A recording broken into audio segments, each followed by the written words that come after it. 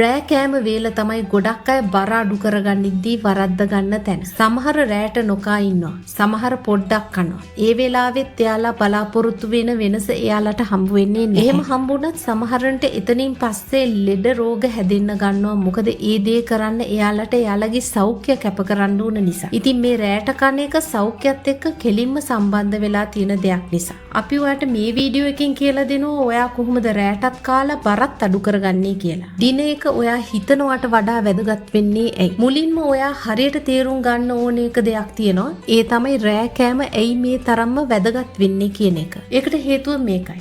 රාත්‍රී කෑම වේල කියන්නේ තවත් එක කෑම වේලක් විතරක්ම නෙවෙයි. ඒක තමයි නිින්දට කලින් ඔයාගේ ශරීරයට ලබා දෙන අන්තිම ආහාර වේල. රාත්‍රියේදී ඔයාගේ ශරීරයේ ස්වාභාවිකවම ඉන්සුලින් අඩු කරනවා. වර්ධක හෝමෝන නිකුත් කරනවා වගේම සෛල හා පටක අලුත් වැඩියා කරනවා. මේ පරිසරයේ මේදය දහනය වෙන්න නියම විදියට ගැලපෙනවා. හැබැයි ඉතින් එහෙම වෙන්නේ ඔයාගේ රාත්‍රී කෑම වේල ඒකට බාධා කරන්නේ නැත්තම් විතරයි. බර කාබෝහයිඩ්‍රේට්, සීනි සහ පරක්කු වෙලා කෑම ගන්න එක නිසා ඉන්සුලින් වැඩි කරනවා විතරක් නෙවෙයි මේදය දහනය වෙන එක නතර කරලා දාන්න. ගොඩක් අය හරියට දන්නේ නැහැ ඇත්තටම ඇයි මේ රෑ කෑම වේල ගන්න ඕනේ කියලා. රාත්‍රී කෑම වේලේ අරමුණ වෙන්නේ බඩ පුරවන එක නෙවෙයි රිකවරි වෙන එකයි. මේදය මුදාහරින එකයි. පියවරින් පියවර අපි බලමු කොහොමද නියම විදිහට මේදය දහනය කරන රාත්‍රී කෑම වේලක් හදාගන්නේ කියලා.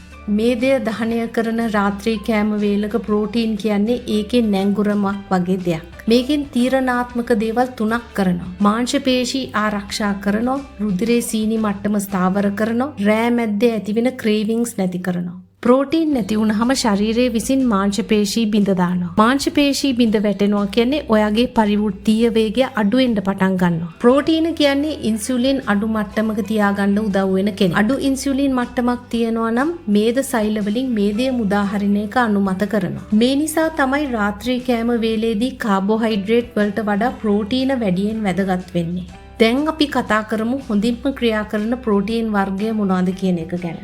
ආහාර අංක 1 බිත්තර. බිත්තර කියන්නේ හෙමින් දිරවීම සිද්ධ වෙන කෑම. ඒවා රාත්‍රියේදී මාංශ පේශී අලුත් වැඩියා කරන්න උදව් වෙනවා. ඒවා රෑ මැද එන බඩගින්න නැති කරනවා. බිත්තර වලින් රෑට ඔයව තරබාරු කරන්නේ නැහැ. ඒ වෙනුවට මේදය දහනය වෙන එක ආරක්ෂා කරන එකයි ඒකෙන් කරන්නේ. ආහාර අංක 2 මාළු. විශේෂයෙන්ම පුංචි මාළු. මාළු වලින් ගුණාත්මක භාවයෙන් ඉහළ ප්‍රෝටීන් සහ ඔමේගා 3 මේදය සපයනවා. ඔමේගා 3 වලින් දැවිල්ල අඩු කරනවා. දැවිල්ල අඩු වෙන තරමට මේදය අඩු වෙන එක අන්ලොක් වෙනවා. මාළු වලින් නින්දේ ගුණාත්මක භාවය වැඩි දියුණු කරනවා. වඩා හොඳ නින්දක් කියන්නේ වැඩි වර්ධක හෝමෝන ප්‍රමාණයකට.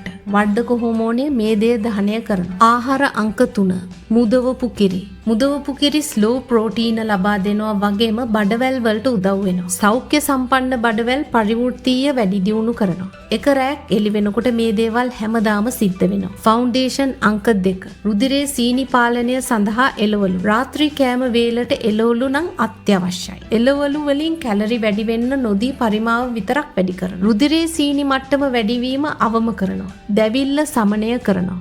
එළවලු වල තියෙන තන්තු වලින් ආහාර දිරවන වේගය අඩු කරනවා. ආහාර දිරවන වේගය අඩු වුනහම ඉන්සුලින් අඩු මට්ටමක තියාගන්න පුළුවන් වෙනවා. අඩු ඉන්සුලින් මට්ටමක් තියෙද්දි මේදය අන්ලොක් වෙන්න ලේසි. කොළපාට එළවලු තමයි ගොඩක්ම ප්‍රබල වෙන්නේ. ඒ වයින් ශරීරයට ආරක්ෂිත සිග්නල්ස් දෙනවා. ආරක්ෂිත ශරීරයක් තියනවා කියන්නේ මේදය හොඳට දහනය වෙනවා කියන. ෆවුන්ඩේෂන් අංක 3ට යන්න කලින් මම වට ගොඩක් අය වරද්ද ගන්න තැන් කීපයක් කෙටියෙන්ම කියන්න. Mistake number 1 large portions of rice or bread. Carbohydrate වලින් ඉන්සුලින් වැඩි කරනවා. සාමාන්‍යයෙන් අඩු ඉන්සුලින් මට්ටමක් තමයි රැට තියාගන්න ඕනේ. ලොකු කාබෝහයිඩ්‍රේට් ප්‍රමාණයකින් මේදය දහනය වෙන එක બ્લોක් වෙනවා. Mistake number 2 sugary drinks or desserts. රැට සීනි ගත්තාම මේදය දහනය වෙන්න තියෙන කවුලුව විනාශ වෙනවා. චූටි අතුරු පසක් වුණත් මේකට බලපාන්න පුළුවන්. Mistake number 3 fried and heavy foods. මේවා දැවිල්ල වැඩි කරනවා. දැවිල්ල නිසා මේදේ මුදාහරින එක બ્લોක් වෙනවා. ඔයා විවිධ ක්‍රීම් වර්ග, ට්‍රීට්මන්ට්ස් සහ උපදෙස් අනුගමනය කළත් ඔයාගේ සමට ඔයා බලාපොරොත්තු වුණ ඒ ලස්සන ලැබුණේ නැද්ද? ඒක ඔයාගේ සමේ ගැටලුවක් නෙවෙයි. ඒක එහෙම වෙන්නේ ඔයාට ඔයාගේම සමට සහ ඔයාගේ ජීවන රටාවට ගැලපෙන හරිම සිස්ටම් එකක් නැති නිසා. මම ඩොක්ටර් අනුරාධී වීරසිංහ. මම බ්ලූම ගේන් ප්‍රෝග්‍රෑම් එක නිර්මාණය කරේ ඒ සේරම ප්‍රශ්න වලට උත්තර ලැබෙන්න සහ නිකන් ස්කින් ග්ලෝ එකක් වෙනුවට ඇත්තම ට්‍රාන්ස්ෆෝමේෂන් එකක් ලබා ගන්න අවශ්‍ය අයට ඒ දේ ලබා ගන්න. මේ ප්‍රෝග්‍රම් එක මාස 3ක ගයිඩඩ් ප්‍රෝග්‍රම් එකක්. මේ ප්‍රෝග්‍රම් එකේදී මම සහ වෘත්තීය මට්ටමේ බියුටි ඇඩ්වයිසර් කෙනෙක් පුද්ගලිකවම ඔයාගේ සම සහ ඔයාගේ ජීවන රටාව අධ්‍යයනය කරලා ඔයාටම ඔයාගේ බජට් එකට ගැලපෙන විදිහට ස්කින් කෙයාර් රුටීන් එකයි ලයිෆ් ස්ටයිල් රුටීන් එකයි දෙකම හදලා දෙන්න.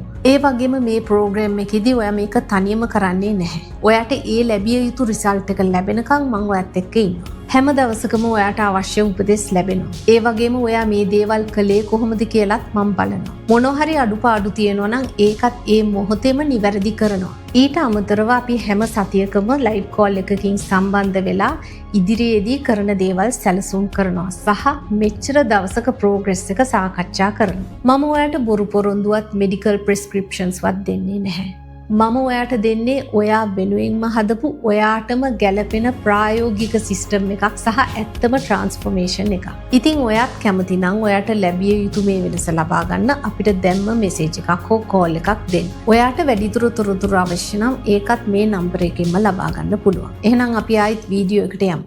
ෆවුන්ඩේෂන් අංක 3 හෙල්දි ෆැට් වලින් පොඩි ප්‍රමාණයක්. රාත්‍රී කෑම වේලක හිතකර මේදය තියෙනවා නම් ඒකෙන් කෑම දිරවන වේගය අඩු කරනවා. ස්ට්‍රෙස් හෝමෝන අඩු කරනවා. ඒ වගේම හෝමෝන සමබර වීම වැඩි දියුණු කරනවා. ඔයාගේ ශරීරය සැහැල්ලු කරන්න උදව් වෙනවා. සැහැල්ලු වුණ ශරීරයක ගොඩාක් හොඳට මේදය දහනය වෙනවා. මේවයින් කුඩා ප්‍රමාණයක් හොඳටම ප්‍රමාණවත්. ඔයාගේ ගෝල් එක වෙන්න ඕනේ සංසුන් වෙන එක මිසක් බර වෙන එක නෙමෙයි. ෆවුන්ඩේෂන් අංක 4 කොයිතරම් සම්පූර්ණ රාත්‍රී කෑම වේලක් ගත්තත් වැඩක් නැහැ.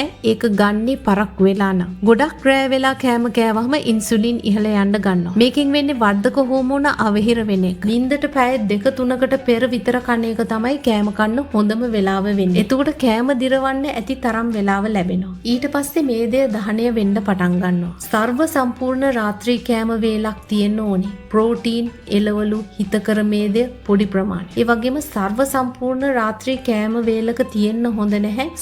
පිරිපහදු කරපු කාබෝහයිඩ්‍රේට් ලොකු ප්‍රමාණයක් තරක්කු වෙලා කෑම ගන්න එක. මේ ෆෝමියුලා එකෙන් ඉන්සුලින් අඩු කරන්න, වර්ධක හෝමෝන වැඩි කරන්න, ගැඹුරු නිින්දක් ලබා ගන්න උදව් වෙනවා. ඉතින් ගැඹුරු නිින්දක් කියන්නේ මේ දේ ඉක්මනින් දහනය වෙනවා කියන එක. මේක දිගු කාලීනව ක්‍රියාත්මක වෙන්නේ ඇයි? ඒකට හේතුව මේක සීමා කිරීමක්වත් තහනම් කිරීමක්වත් නෙවෙයි. මේක පෙළ ගැස්වීම. කිසිම කෙනෙක් ඔයාට බල කරන්නේ නැහැ. කවුරුත් දඬුවම් කරන්නේ නැත් නැහැ.